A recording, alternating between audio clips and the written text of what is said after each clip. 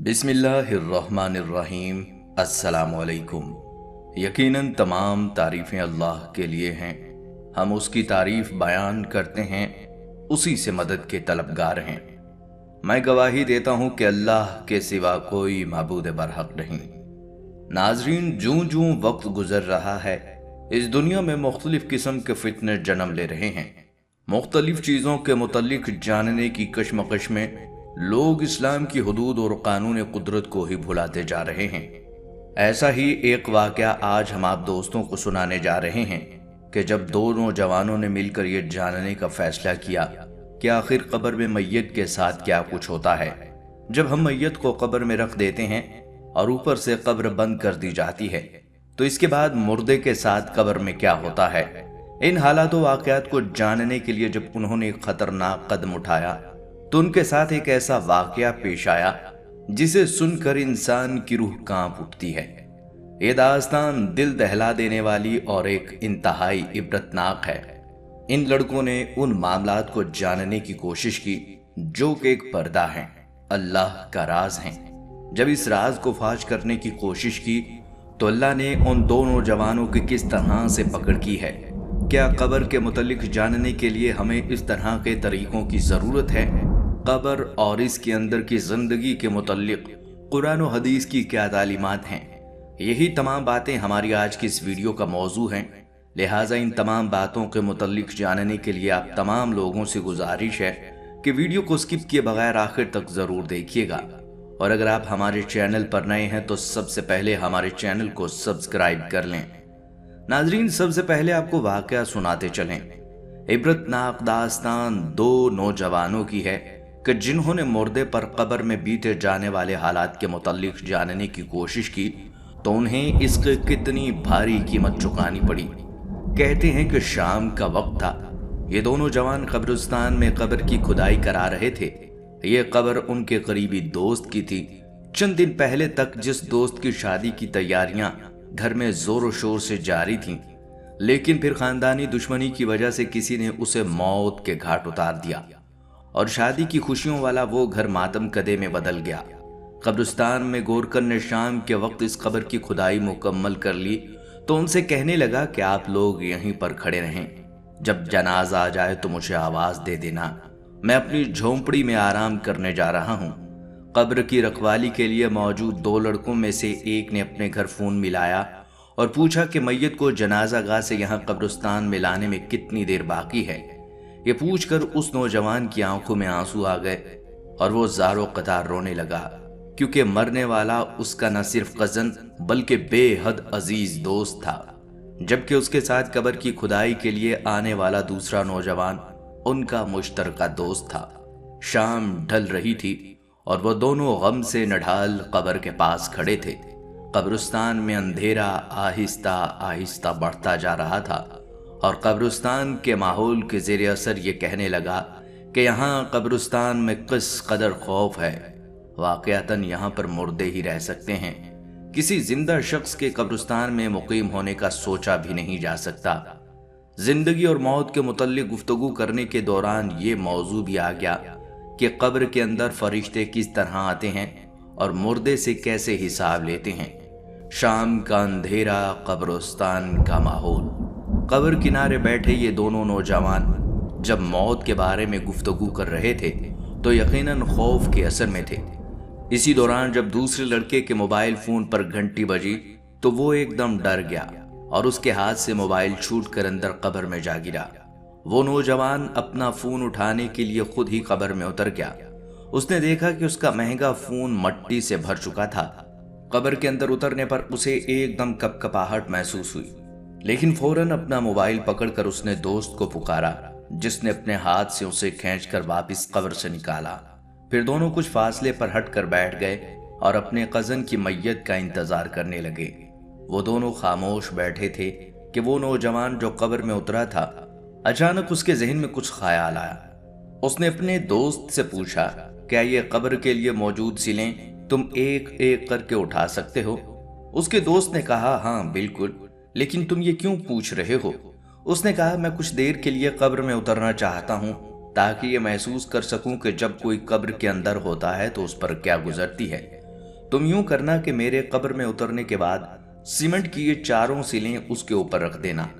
وہ دوسرا دوست اس کی بات سن کر ہی لرز گیا اور اس نے کہا تمہیں اس موقع پر بھی اس طرح کی باتیں سوج رہی ہیں، اور اگر یہ سب کچھ کرنے کے دوران یہاں پر جناز آ گیا تو لوگ ہمیں کتنا برا بھلا کہیں گے کہ اپنے دوست کی قبر کی بھی یہ لوگ بے حرمتی کر رہے ہیں۔ مگر لاکھ سمجھانے کے باوجود وہ اپنی خواہش پر ڈٹا رہا اور اسے کہنے لگا کہ وہ صرف چند منٹ کے لیے قبر کے اندر لیٹنا چاہتا ہے اور ویڈیو بنا کر واپس آ جائے گا۔ اس نے اپنے دوست سے کہا میرا وعدہ رہا، یہ میری آخری شرارت ہوگی، اس کے بعد تمہیں شامل کر کے کوئی شرارت نہیں کروں گا۔ جب وہ اپنی خواہش پر بضد رہا تو دوسرے دوست نے اس کی بات مان لی، جس پر وہ اٹھ کر جا کر قبر کے اندر لیٹ گیا اور دوسرے دوست نے اس کی قبر پر سیمنٹ کی ساری سیلیں رکھ دیں۔ آخری سیل رکھنے سے پہلے اس کے دوست نے مذاق میں کہا اگر تم کہو تو میں تمہاری قبر پر بھی مٹی نہ ڈال دوں، جس پر اس نے کہا ہاں بالکل تم ایسا کر سکتے ہو۔ اس نے اپنے دوست کی قبر پر مٹی ڈال کر اسے باقاعدہ طور پر دفن کیا اور پھر کچھ فاصلے پر ہٹ کر بیٹھ گیا، لیکن خوف کے مارے اس کا برا حال تھا۔ چنانچہ فوراً ہی چند منٹ کے بعد وہ قبر کے پاس گیا اور اپنے دوست کو میسج کیا کہ کیا میں اب اوپر سے ساری چیزیں ہٹا دوں، لیکن کوئی جواب نہ آیا۔ اس نے سوچا کہ شاید مٹی کے نیچے سگنلز پوری طرح سے نہیں آ رہے، چنانچہ اس نے کال کیا تو واقعتاً سگنل کی وجہ سے کال نہ مل سکی۔ اس نے جب یہ سوچا کہ منو مٹی تلے اس کا دوست موجود ہے اور ہو سکتا ہے آکسیجن کی کمی کی وجہ سے اسے سانس لینے میں مشکل پیش آ جائے، تو اس نے فوری طور سے قبر سے مٹی اٹھانا شروع کر دی۔ لیکن جب وہ سیمنٹ کی سیلیں اٹھانے لگا تو وہی سیل جو چند منٹ پہلے اس نے خود اٹھا کر وہاں رکھی تھی اب اس سے اٹھ نہیں پا رہی تھی۔ کافی کوشش کے باوجود وہ اپنے مقصد میں کامیاب نہ ہوا۔ ڈر اور خوف کے مارے وہ فوراً گورکن کے پاس پہنچا اور اسے اپنے ساتھ آنے کو بولا۔ گورکن قبر پر پہنچا تو وہاں موجود سیلیں اور مٹی دیکھ کر اس نے کہا میں نے آپ سے کہا تھا کہ جب جنازہ آئے تو مجھے ضرور بلائیے گا، لیکن جب اس لڑکے نے پورا معاملہ سمجھایا تو اس کے بھی ہوش اڑ گئے۔ ان دونوں نے مل کر وہ سیلیں اٹھانے کی کوشش کی، لیکن ان کی حیرانی کی انتہا نہ رہی کہ وہ سیلیں اب دونوں سے بھی اٹھ نہ پا رہی تھیں۔ اب تو اس لڑکے کے اوساں خطا ہو گئے اور وہ زاروں قطار رونے لگا۔ اس نے روتے روتے اپنے بھائی کو کال ملائی اور سارا ماجرا بیان کر دیا۔ اس کے بھائی نے اسے یقین دہانی کروائی کہ جنازے سے پہلے وہ خود قبرستان پہنچ رہا ہے۔ دوسری جانب قبرستان میں وہ لڑکا غم اور خوف سے اس قدر نڈھال ہوا کہ اپنے ہوش کھو بیٹھا۔ اس کا بھائی جب قبرستان پہنچا تو اپنے بے ہوش بھائی کو دیکھ کر مزید پریشان ہوا۔ جو تفصیلات اسے معلوم تھی اس کے گوش گزار کر دیں، اور ان کے لیے حیرانی کا مقام یہ تھا کہ وہ سیلیں بھی ہٹ نہیں پا رہی تھیں۔ فوری طور پر انہوں نے جنازے کے لیے لائے جانے والی میت کے لیے دوسری قبر تیار کی اور اسی دوران قبر کے اندر ویڈیو بنانے کے لیے جانے والے نوجوان کے گھر میں اطلاع کر دی۔ وہاں پر کوہرام مچ گیا۔ اپنے بچے کے لیے وہ قبرستان پہنچے تو سب سے پہلے انہیں یہ شک گزرا کہ شاید ان کے بیٹے کے دوست نے اسے نقصان پہنچایا ہو اور اب اپنا گناہ چھپانے کے لیے جھوٹی بات کر رہا ہے، لیکن یہ سب کچھ تو تب ثابت ہو سکتا تھا جب وہ قبر کھل پاتی۔ لڑکے کے ہوش میں آنے کے بعد انہوں نے سارا معاملہ اس سے دریافت کیا تو اس نے پوری بات تفصیلاً انہیں بتا دی کہ کس طرح ان کا بچہ قبر کے اندر مردے پر گزرنے والی حالت کو محسوس کرنے کے لیے قبر میں اترا اور وہاں کی ویڈیو بنانا چاہتا تھا، لیکن پھر یہ سانحہ پیش آ گیا۔ اسی دوران جب پہلا جنازہ آیا تو اسے دوسری تیار کی گئی قبر میں اتار دیا گیا۔ تدفین کے سارے معاملے کے دوران شرارت کرنے والے اس نوجوان کے گھر والے یہ کوشش کرتے رہے کہ کسی طرح سے قبر کو کھود کر اس لڑکے کو باہر نکالا جائے۔ بالآخر بھاری مشینری منگوا کر وہ سیلیں ہٹائی گئیں، لیکن تب تک بہت دیر ہو چکی تھی۔ وہ نوجوان قبر کے اندر ہی مر چکا تھا۔ وہاں پر موجود ایک عالم دین کا یہ کہنا تھا کہ قبر اصل میں اس ظاہری دنیا سے پردے کا نام ہے۔ اس نوجوان نے اپنی شرارت میں اس پردے کو چاک کرنے کی کوشش کی تو اسے عبرتناک سزا دی گئی۔ ناظرین، ہم یہ تو نہیں جانتے کہ اس بھیجے گئے واقعے میں صداقت کتنی ہے اور مبالغہ آرائی کتنی ہے، لیکن ایک بات طے ضرور ہے کہ جو بھی قدرت کے معاملات میں مداخلت کرنے کی کوشش کرتا ہے اس کے لیے ایسا ہی عذاب تیار ہوتا ہے۔ یاد رکھیے کہ دین اسلام میں طنز و مزاح کی اجازت ایک خاص حد تک ہے، لیکن جب یہ مذاق مقدسات اسلام اور شعائر دین تک پہنچ جائے تو خطرناک صورتحال اختیار کر لیتا ہے اور بعض اوقات انسان ایمان جیسی عظیم دولت سے بھی ہاتھ دھو بیٹھتا ہے۔ دین یا دین کے کسی شاعر سے مذاق بہت بڑا گناہ ہے۔ اللہ تعالیٰ کی حدود کی پامالی کفر کی وادیوں میں سے ایک وادی ہے جس پر اللہ تعالیٰ نے قرآن کریم کی سورہ توبہ میں گرفت لکھی ہے۔ اللہ رب العزت فرماتے ہیں، اگر آپ ان سے پوچھیں تو وہ کہیں گے کہ ہم تو یوں ہی آپس میں ہنس بول رہے تھے۔ تو کہہ دیجئے کہ اللہ، اس کی آیات اور اس کا رسول ہی تمہارے ہنسی مذاق کے لیے رہ گئے ہیں، تم بہانے نہ بناؤ۔ یقیناً تم اپنے ایمان کے بعد بے ایمان ہو گئے، اور اگر ہم تم میں سے کچھ لوگوں سے درگزر کر بھی لیں تو کچھ لوگوں کو ان کے جرم کی سنگین سزا دی جائے گی۔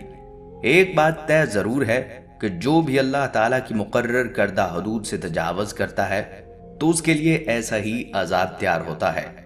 ناظرین، ادھر اگر ہم قبر اور اس کے اندر کے زندگی کی بات کریں تو اس کو جاننے کے لیے ہمیں کسی قسم کے کیمرے قبر میں نصب کرنے کی ضرورت نہیں۔ ہمارے ہر سوال کا جواب قرآن و حدیث میں موجود ہے۔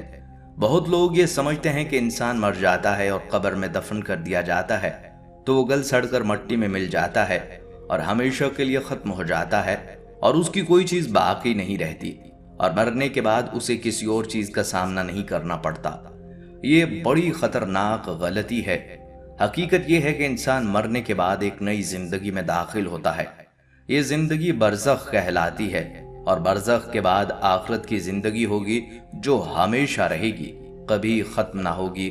مرنے کے بعد جو کچھ پیش آئے گا اسے قرآن حکیم اور احادیث نبویہ میں وضاحت کے ساتھ بیان کیا گیا ہے۔ انسان جب مر جاتا ہے اور اسے لے جا کر قبر میں دفن کر دیا جاتا ہے تو سب سے پہلے اسے قبر کے فتنے کا سامنا کرنا پڑتا ہے۔ قبر کے تصور سے ہی اہل ایمان کے رونگٹے کھڑے ہو جاتے ہیں۔ حضرت عثمان بن عفان رضی اللہ تعالیٰ عنہ کے غلام ہانی کا بیان ہے کہ حضرت عثمان رضی اللہ تعالیٰ عنہ جب کسی قبر کے پاس کھڑے ہوتے تو اتنا روتے کہ آنسوں سے آپ کی داڑھی مبارک تر ہو جاتی۔ ان سے پوچھا گیا کہ جب جنت اور دوزخ کا ذکر کیا جاتا ہے تو آپ اتنا روتے نہیں جتنا قبر پر کھڑے ہو کر روتے ہیں؟ تو انہوں نے جواب دیا کہ میں نے رسول اللہ صلی اللہ علیہ وآلہ وسلم کو فرماتے سنا ہے، قبر آخرت کی منزلوں میں سب سے پہلی منزل ہے۔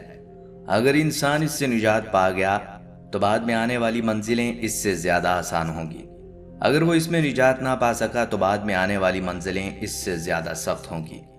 اللہ کے رسول صلی اللہ علیہ وآلہ وسلم برابر ہر نماز کے بعد عذاب قبر سے پناہ مانگتے تھے اور یہ دعا پڑھتے تھے، اے اللہ، میں عذاب قبر سے تیری پناہ چاہتا ہوں۔ اور لوگوں کو بھی آپ صلی اللہ علیہ وآلہ وسلم اس کی تلقین فرماتے۔ پیارے آقا صلی اللہ علیہ وآلہ وسلم نے فرمایا، لوگوں، قبر کے عذاب سے اللہ کی پناہ چاہو کیونکہ عذاب قبر برحق ہے۔ حضرت انس بن مالک رضی اللہ تعالیٰ عنہ سے روایت ہے، وہ کہتے ہیں کہ اللہ کے نبی صلی اللہ علیہ وآلہ وسلم کا ارشاد ہے، بے شک بندہ جب اپنی قبر میں رکھ دیا جاتا ہے اور اسے دفنانے والے اس سے پیٹ پھیر لیتے ہیں، اس وقت وہ ان کے جوتوں کی آہٹ سن رہا ہوتا ہے تو دو فرشتے اس کے پاس آتے ہیں اور اسے بٹھاتے ہیں، پھر اس سے پوچھتے ہیں، اس شخص یعنی محمد صلی اللہ علیہ وسلم کے متعلق تم کیا کہتے ہو؟ مومن کہتا ہے، میں گواہی دیتا ہوں کہ وہ اللہ کے بندے ہیں اور اس کے رسول ہیں۔ تو اس سے کہا جاتا ہے کہ تم جہنم میں اپنے ٹھکانے کو دیکھو، اللہ تعالیٰ نے اس کے بدلے تمہیں جنت میں ٹھکانہ دیا ہے۔ تو وہ ان دونوں ٹھکانوں کو دیکھتا ہے۔ رہا منافق اور کافر تو اس سے کہا جاتا ہے، تم اس شخص یعنی محمد صلی اللہ علیہ وسلم کے متعلق کیا کہتے ہو؟ وہ کہتا ہے، مجھے تو کچھ پتہ نہیں، میں تو وہی کہتا تھا جو لوگ کہتے تھے۔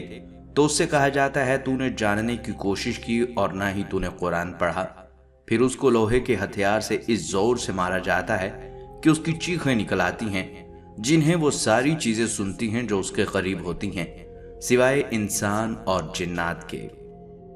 صحیح مسلم کی ایک روایت میں حضرت قتادہ بیان کرتے ہیں کہ ہم سے بھی یہ ذکر کیا گیا کہ مومن کی قبر کو 70 ہاتھ تک کشادہ کر دیا جاتا ہے اور قیامت تک کے لیے اس میں نعمتیں اور شادابیاں بھر دی جاتی ہیں۔ صحیح احادیث میں ہے کہ مومن جو ان دونوں فرشتوں کے سوالوں کا صحیح جواب دے دیتا ہے تو آسمان سے ندا آتی ہے کہ میرے بندے نے سچ کہا، اس کے لیے جنت سے بستر لا کر بچھا دو اور اسے جنت کا لباس پہنا دو اور اس کے لیے جنت کا ایک دروازہ کھول دو चुनाचा उसके पास जन्नत की खुशबू और नेमतें आती रहती हैं और उसकी कब्र को हद निगाह तक वसी कर दिया जाता है। इसके बरखिलाफ काफिर और मुनाफिक जो उन दोनों फरिश्तों के सवालों का जवाब नहीं दे पाता तो आसमान से एक निदा आती है, इसके लिए जहन्नुम का बिस्तर बिछा दो और इसके लिए जहन्नुम का एक दरवाजा खोल दो। चुनाचा इससे जहन्नुम की बदबू और गर्म हवा उसके पास आती रहती है और उसकी कब्र को इतना तंग कर दिया जाता है कि उसकी दोनों पसलियां बाहम मिल जाती हैं।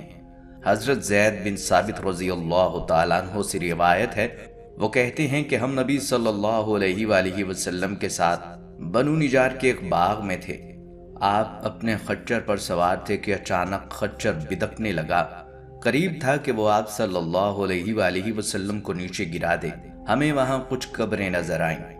आप सल्लल्लाहु अलैहि वसल्लम ने पूछा, इन कब्र वालों को तुम में से कोई जानता है? तो हम में से एक शख्स ने अर्ज किया, अल्लाह के रसूल सल्लल्लाहु अलैहि वसल्लम, मैं जानता हूँ। प्यारे आका सल्लल्लाहु अलैहि वसल्लम ने पूछा, बताओ ये कब फौत हुए थे? उसने कहा कि शिर्क की हालत में ही मर गए थे। तो आप सल्लल्लाहु अलैहि वसल्लम ने फरमाया, बेशक ये लोग अपनी कब्रों में आजमाए जा रहे हैं। मुझे ये डर ना होता कि तुम मुर्दों को दफनाना छोड़ दोगे तो मैं अल्लाह ताला से दुआ करता कि वो तुम्हें कब्र के अजाब को सुना दे जो मैं सुनता हूँ। अब्दुल्ला बिन मसूद रज़ी अल्लाह तआला अन्हु से रिवायत है कि रसूलुल्लाह सल्लल्लाहु अलैहि वसल्लम ने फरमाया, बेशक मुर्दों को उनकी कब्रों में अजाब दिया जाता है। नाजरीन याद रखिए, अजाब कब्र से मुराद अजाब बरज़ख है। जो भी इसका मुस्तहिक होगा उसे ये अजाब चखना पड़ेगा, खा उसे कब्र में दफन किया जाए या आग में जला दिया जाए या दरिया में डाल दिया जाए या किसी दरिंदे ने उसे खा लिया हो। कोई भी सूरत हो उसे ये अजाब पहुंच कर रहेगा। अल्लाह ताला हर चीज पर कादिर है, उसे कोई चीज आजिज नहीं कर सकती। लिहाजा हमें कब्र के अजाब से बचने की फिक्र करनी चाहिए। हजरत बर्रा बिन आजिब रज़ी अल्लाह तआला अन्हु से रिवायत है, वो कहते हैं कि हम रसूलुल्लाह सल्लल्लाहु अलैहि वसल्लम के साथ एक जनाजे में थे। आप सल्लल्लाहु अलैहि वसल्लम कब्र के किनारे बैठे रो रहे थे, यहाँ तक कि आप सल्लल्लाहु अलैहि वसल्लम के आंसुओं से सामने की मट्टी तर हो गई। फिर आप सल्लल्लाहु अलैहि वसल्लम ने फरमाया, ऐ मेरे भाइयों, इस तरह के दिन के लिए तुम भी तैयारी कर लो। लिहाजा नाजरीन, कब्र की जिंदगी के लिए तैयारी करनी चाहिए और इस दिन की तैयारी ईमान और अमल सालिहा के जरिए ही हो सकती है। कब्र में इंसान के साथ उसका अमल जाएगा और जैसा उसका अमल होगा उसी मुताबिक उसके साथ सलूक किया जाएगा। रसूलुल्लाह सल्लल्लाहु अलैहि वसल्लम का इरशाद है, मैयत के साथ उसके पीछे 3 चीजें जाती हैं, उसके घर वाले, उसका अमल और उसका माल। फिर 2 चीजें वापस लौट आती हैं और एक चीज ही उसके साथ बाकी रहती है। उसके घर वाले और उसका माल वापस आ जाता है और उसका अमल उसके साथ बाकी रहता है। इसलिए हम में से हर एक पर यह घड़ी आने वाली है, लिहाजा हम में से किसी को भी इससे गाफिल नहीं रहना चाहिए। ईमान के साथ हमें कसरत से नेक अमाल करते रहना चाहिए। कब हम पर यह घड़ी आ जाए हम में से किसी को मालूम नहीं। कब्र में पूछे जाने वाले सवालात के मुतल्लिक हजरत बर्रा बिन आजिब रज़ी अल्लाह तआला अन्हुमा से रिवायत है, वो फरमाते हैं कि हम रसूलुल्लाह सल्लल्लाहु अलैहि वसल्लम के साथ किसी अंसारी आदमी के जनाजे में निकले। बस हम कब्र पर जा पहुंचे जो अभी लहद नहीं बनाई गई थी। रसूल पाक सल्लल्लाहु अलैहि वसल्लम वहां बैठ गए और आप सल्लल्लाहु अलैहि वसल्लम के इर्द गिर्द हम अदब के साथ खामोशी से बैठ गए, गोया कि हमारे सरों पर परिंदे बैठे हैं। आप सल्लल्लाहु अलैहि वसल्लम के हाथ में एक लकड़ी थी जिससे आप जमीन पर कुरेद रहे थे। आप सल्लल्लाहु अलैहि वसल्लम ने अपना सर मुबारक उठाया और 2 या 3 मरतबा फरमाया कि अल्लाह की पनाह मांगो अज़ाब कब्र से। इस तरह जुरैर की रिवायत में भी ये इजाफा है कि आप सल्लल्लाहु अलैहि वसल्लम ने फरमाया कि जब दफन करने वाले मुंह फेर कर चले जाते हैं तो मुर्दा उनके जूतों की धमक सुनता है। उस वक्त उससे कहा जाता है, ऐ शख्स, तेरा रब कौन है और तेरा मजहब क्या है और तेरे नबी कौन है? हन्नाद ने अपनी रिवायत में फरमाया है कि उसके पास 2 फरिश्ते आते हैं, उसे बिठाते हैं और कहते हैं कि तेरा रब कौन है? वो कहता है, मेरा रब अल्लाह है। वो कहते हैं, तेरा दीन क्या है? वो कहता है, मेरा दीन इस्लाम है। वो दोनों कहते हैं, ये कौन साहिब हैं जो तुम्हारे दरमियान भेजे गए थे? वो कहता है, ये रसूलुल्लाह सल्लल्लाहु अलैहि वसल्लम हैं। वो दोनों कहते हैं कि तुम्हें कैसे मालूम हुआ? وہ کہتا ہے کہ میں نے اللہ کی کتاب میں پڑھا ہے، اس پر ایمان لایا اور اس کی تصدیق کی۔ جریر کی روایت میں یہ اضافہ ہے کہ پھر اللہ کی طرف سے ایک آواز لگانے والا آواز لگاتا ہے کہ میرے بندے نے سچ کہا، پس اس کے لیے جنت کا بستر بچھا دو اور اس کے لیے جنت سے ایک دروازہ کھول دو اور اسے جنت کے کپڑے پہنا دو۔ فرمایا کہ جنت کی ہوا اور خوشبو اس کے پاس آتی ہے اور اس کی قبر حد نگاہ تک کشادہ کر دی جاتی ہے، اور فرمایا جاتا ہے کہ کافر جب مرتا ہے تو اس کی روح کو جسم میں لوٹایا جاتا ہے اور 2 فرشتے اس کے پاس آتے ہیں، اسے بٹھاتے ہیں اور کہتے ہیں کہ تیرا رب کون ہے؟ وہ کہتا ہے ہائے ہائے میں نہیں جانتا۔ وہ کہتے ہیں یہ آدمی کون ہے جو تم میں بھیجے گئے تھے؟ وہ کہتا ہے ہائے ہائے میں نہیں جانتا۔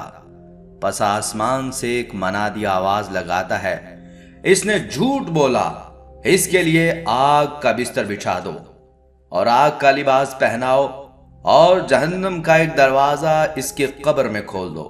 فرمایا کہ جہنم کی گرمی اور گرم ہوا اس کے پاس آتی ہے اور اس کی قبر اس قدر تنگ کر دی جاتی ہے کہ اس کی پسلیاں ایک دوسرے میں پیوست ہو جاتی ہیں۔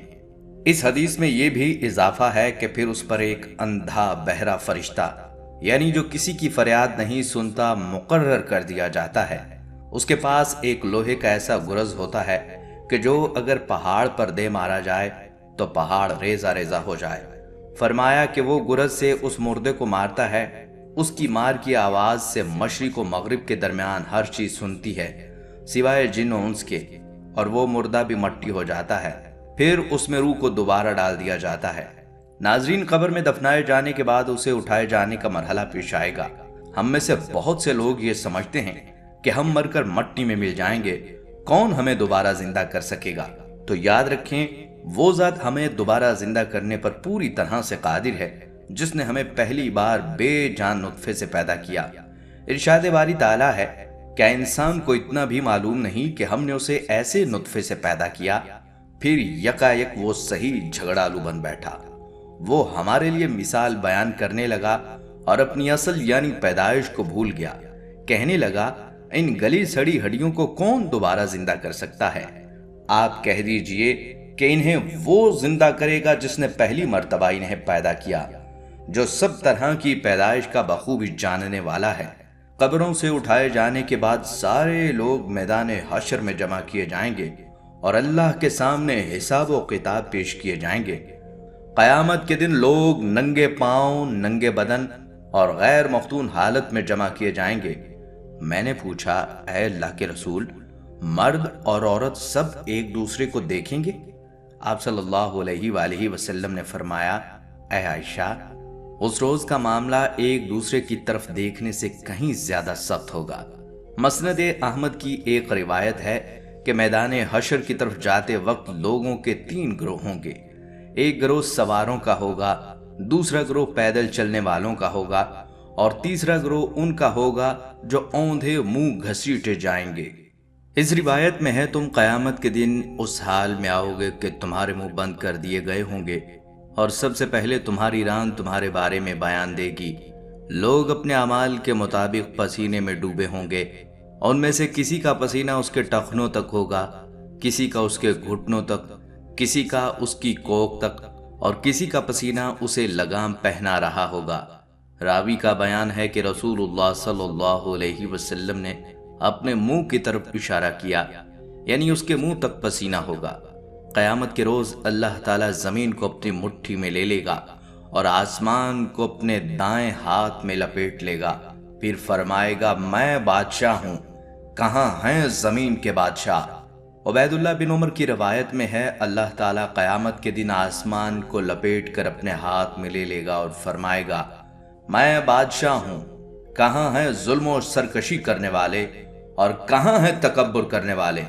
اس دن آنکھیں پھٹی کی پھٹی رہ جائیں گی، پھر اللہ تعالیٰ حساب لینا شروع کر دے گا۔ عبداللہ بن مسعود رضی اللہ تعالیٰ عنہ کا بیان ہے کہ رسول اللہ صلی اللہ علیہ وسلم کا ارشاد ہے، قیامت کے دن 5 چیزوں کے بارے میں سوال سے پہلے کسی بندے کے قدم اپنے رب کے پاس سے ٹل نہیں سکیں گے۔ اس کی عمر کے بارے میں کہ اس نے اسے کہاں کھپایا، اس کی جوانی کے بارے میں کہ اس نے اسے کہاں گزارا، اس کے مال کے بارے میں کہ اس نے کہاں سے کمایا اور کہاں خرچ کیا، اور اس کے علم کے بارے میں کہ اس نے اس پر کہاں تک عمل کیا۔ اللہ کے رسول صلی اللہ علیہ وآلہ وسلم فرماتے ہیں، ایک کافر قیامت کے دن بلایا جائے گا، اس سے پوچھا جائے گا اگر تجھے زمین کے برابر سونا مل جائے تو کیا فدیہ دے کر اپنی جان چھڑا لینا چاہے گا؟ وہ جواب دے گا ہاں، تو اسے کہا جائے گا کہ تجھ سے تو اس سے کہیں زیادہ آسان چیز کا مطالبہ کیا گیا تھا۔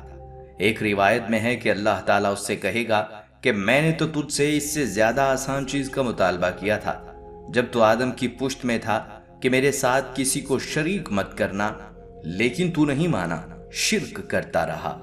حضرت ابو ہریرہ رضی اللہ تعالیٰ عنہ کا بیان ہے کہ اللہ کے رسول صلی اللہ علیہ وآلہ وسلم کا ارشاد مبارک ہے، قیامت کے دن بندے کے اعمال میں سب سے پہلے نماز کا حساب لیا جائے گا۔ اگر نماز ٹھیک نکلی تو وہ کامیاب و کامران ہوگا، خراب نکلی تو وہ خائب و خاسر ہوگا۔ اگر فرض نماز میں کوئی کمی پائی گئی تو اللہ کہے گا دیکھو کیا میرے بندے نے کچھ نفل پڑھی ہے، تو نفل کے ذریعے فرض نمازوں کی کمی پوری کر دی جائے گی۔ اسی طرح سارے اعمال کا حساب لیا جائے گا۔ حساب و کتاب کے بعد لوگوں کے نامہ اعمال کو ان کے ہاتھوں میں دے دیا جائے گا۔ یہ مرحلہ مجرموں کے لیے کتنا سخت ہوگا۔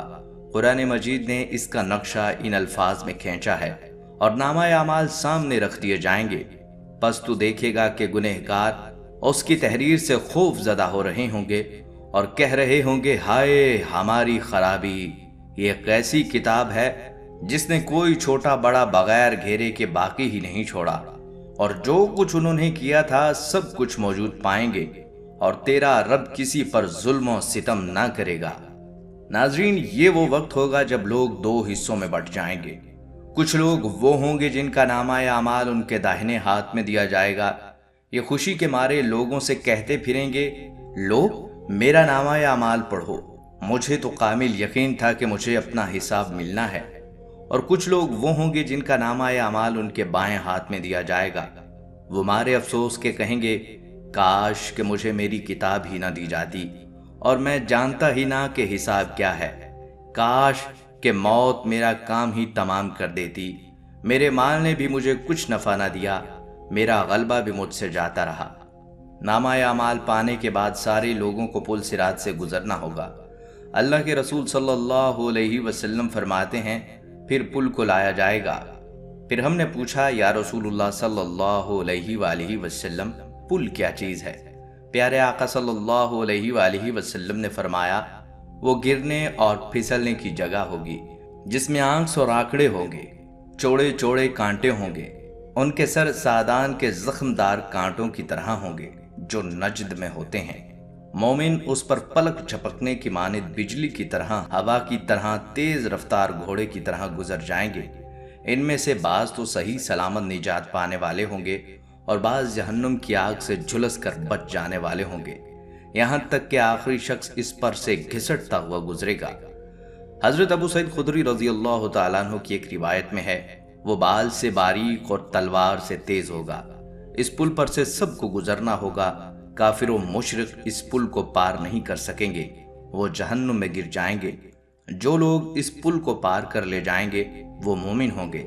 اس پل سے گزرنے کے بعد مومنوں کے لیے حقوق العباد کے قصاص کا ایک مرحلہ پیش آئے گا۔ حضرت ابو سعید خدری رضی اللہ تعالیٰ عنہ سے روایت ہے کہ اللہ کے رسول صلی اللہ علیہ وآلہ وسلم کا ارشاد ہے مومن جو پل صراط پار کر لیں گے اور جہنم سے بچا لیے جائیں گے، انہیں جنت اور جہنم کے درمیان ایک پل کے پاس روک لیا جائے گا اور ان کے حقوق کا فیصلہ لیا جائے گا جو دنیا میں ان کے درمیان تھے، یہاں تک کہ انہیں گناہوں اور بندوں کے حقوق سے بالکل صاف اور بری کر دیا جائے گا۔ اور جب وہ قصاص دے کر ایک دوسرے کے حقوق سے بری ہو جائیں گے تب انہیں جنت میں داخلے کی اجازت ملے گی۔